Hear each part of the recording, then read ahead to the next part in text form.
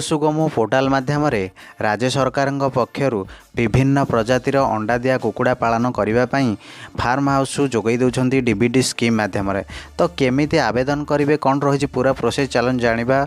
तो video start करने पूर्व जदि आपण मैंने चैनल नुआ अच्छा तेज चैनल टी सब्सक्राइब कर दिंतु।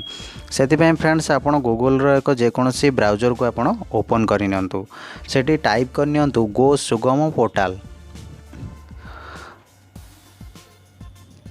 तो सर्च करना गो सुगम पोर्टाल तो फास्ट ऑप्शन आसी जो गो सुगम गवर्नमेंट ऑफ ओडिशा से जो फास्ट लिंक रे आपन को क्लिक करने पड़ो। से फास्ट लिंक रे क्लिक करला परे आम सामने ऑफिशियल पेज गो सुगम पोर्टाल रो ओपन ही आसीबो। जो पोर्टाल माध्यम रे आपण विभिन्न प्रकार जो पशुपालन कृषि विभिन्न स्कीम पई एठी अवेलेबल रही से फ्रेंड्स वर्तमान ये तार ऑफिशियल पेज। तो फ्रेंड्स प्रथम वीडियोटी को शेष पर्यंत देखो पूरा प्रोसेस बुझीपारे। फास्ट आप आवेदन उपर क्लिक करेंगे तो फ्रेंड्स आपन को ए अकाउंट रजिस्टर करने पड़ो। तो द्वितीय कथा रही कृषक ओडिशा पोर्टाल रे आपन को रजिस्टर करिथिबा दरकार नहले आपन ए स्कीम पाई परिबे नाही। तो केमिति पंजीकरण करिबे जानि पारु नाहंती ताहले आम चैनल वीडियो अपलोड अछि सेठी देखि नेबे। तो फ्रेंड्स जदि आप रजिस्टर करिसेंती ताले ई लॉगिन रे आपणकर मोबाइल नंबर एवं पासवर्ड टी को टाइप करेंगे एवं कैप्चा टी को फिल करी लॉगिन बटन रे क्लिक करने। तो चलतु आम ए सब फिल करनवा देन लॉगिन बटन रे क्लिक करनवा।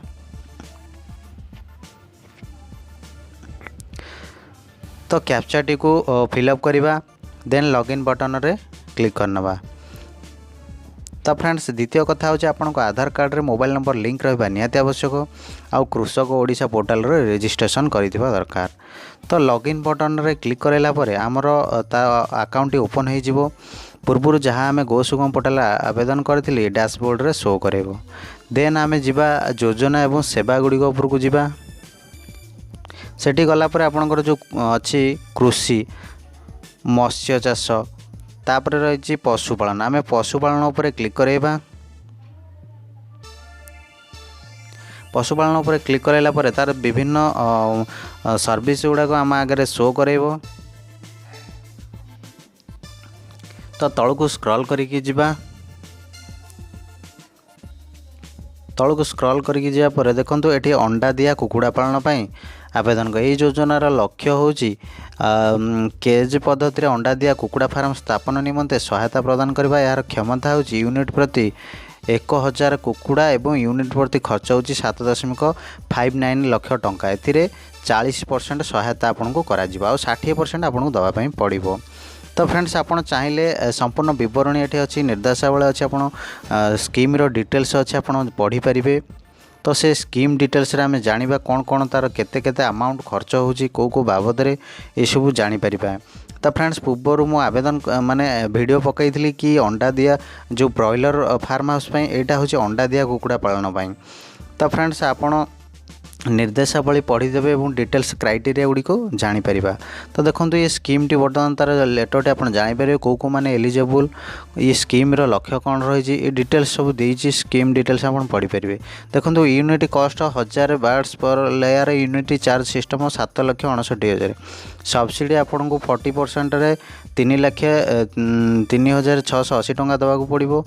ता सहित शेयर फार्मर को दिज्व 4,55,520। तो एमती स्कीम रो डिटेल्स रही केते पैसा कौन लगे स्क्वायर फुट अनुसार ये तार बिल्ड करा आपन डिटेल्स से पढ़ी नियंतु। डिटेल्स आपन प्रोसेस रो स्कीम रो डिटेल्स आपन बुझी परिबे एवं जानि परिबे। तो जदि आपन ता व्यतीत मध्य बुझी पाउनांती कस्टमर केयर नंबर अच्छी आपन सेठी मध्य कांटेक्ट करि परिबे। डायरेक्ट कृषि अधिकारी सहित कथा हेइ परिबे। देन आवेदन उपर आम क्लिक करबा। क्लिक कर सारा पर एभली गोटे इंटरफेस हम सामने ओपन हो आसो।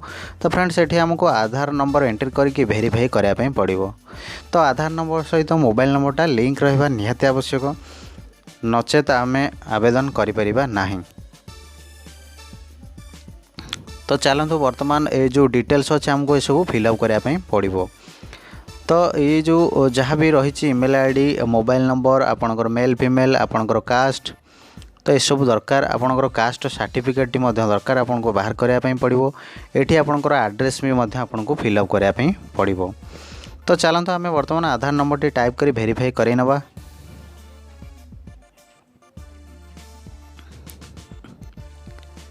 तो फ्रेंड्स बर्तमान आम आधार नंबर टाइप कले देन वेरीफाई बटन क्लिक कली। क्लिक कर सारा पर फ्रेंड्स आम मोबाइल को गोटे ओटीपी आसी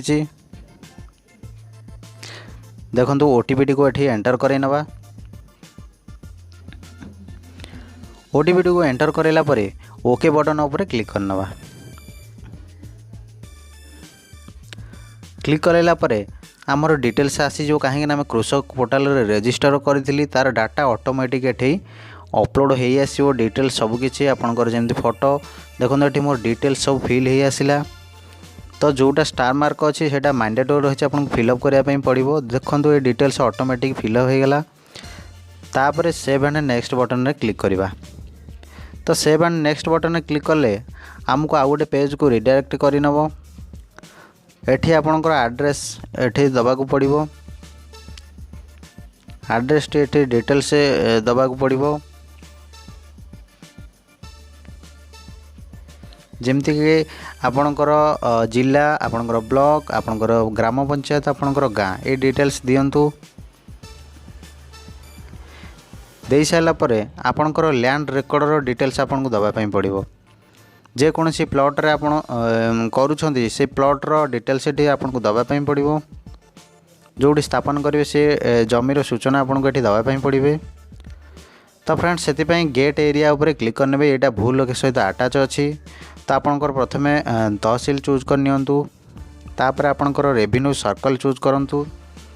देन रेवेन्यू विलेज देन आपणकर जो खाता नंबर एवं प्लॉट नंबर फिल करनियंतु। तो रेवेन्यू विलेज आम सिलेक्ट करनेली। देन आम खाता नंबर टी टाइप करनवा। खाता नंबर टी टाइप कर सारा पर देन प्लॉट नंबर टी टाइप करनबी। देन सर्च बटन रे क्लिक करनवा। क्लिक कर सारा पर से ही खाता नंबर जिते प्लॉट अच्छी आमको शो करेबो से आम निज प्लॉट टी आम चूज करनवा। तो देखो ये प्लॉट रे दी जनकर नेम शो करोची। तो आम प्लॉट टी आम सिलेक्ट उपर क्लिक करनवा। देखो प्लॉट टी सिलेक्ट हो जाए। तो ये देखो लीज उपर जमी आपड़ एस नो करेंगे। जदि लीज उपर नौना ताले नो करदे। तो जदि लीज नौ एस करके आप डिटेल्स दवाई पड़ो ना नो करदे।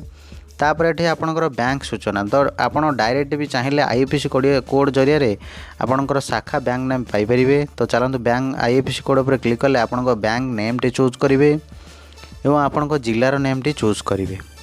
तापर सर्च बटन रे क्लिक करेंगे। देखो से ही जिले में से बैंक को जगह अच्छी आपन से ब्रांच टी आप सिलेक्ट करनियंतु।